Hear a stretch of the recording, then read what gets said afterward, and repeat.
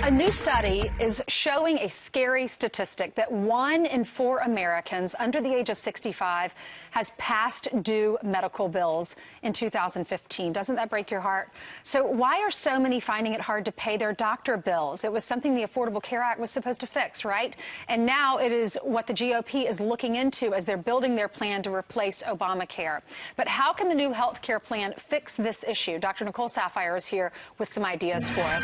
Good morning, Dr. Saphier. That does break your heart because you know that's stressful when you can't pay your bills. And 1 in 4 Americans? I thought Obamacare was supposed to fix that. Well, you know, the Republicans and Democrats are at a complete standstill right now as to what to do for health care reform, mainly based on their fundamental ideological differences. Democrats feel government regulations is the way to control costs. The Republicans argue that empowering patients with a robust marketplace is a way to drive down costs. It's already proven the Affordable Care Act has failed to protect our Americans from medical debt, medical bankruptcy.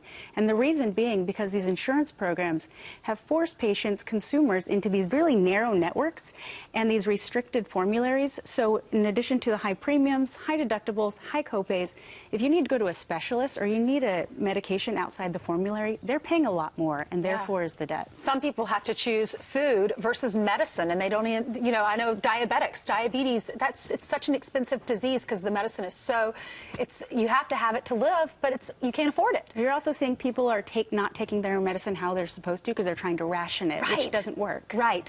Okay, so what can the president do to fix this? You know, President Trump was very clear. He gave some very specific examples of how he plans on to rein in health care costs. And what he was saying was FDA regulations, we need to lessen them. Do you know it takes about $1 billion to bring a new drug to the market? No wonder pharma has to charge so much because they start at $1 billion deficit. By lessening that process, you're allowing these drugs to get to the market less expensive. So therefore, that can bring healthcare costs down. Same with devices, as well as medical liability reform. We have thousands, millions of doctors, whether they want to admit it or not, practicing defensive medicine. Because you're scared of getting sued. And right now, anyone could sue you for everything that you're worth, right? One patient could. It varies amongst states, but essentially there's not a cap. So physicians are afraid of making one small error that could take away everything that they have ever worked for. So instead, what do you do to protect yourself? So there are unnecessary costs that we order. Some people order unnecessary exams, prescribe unnecessary medications, and that drives it up.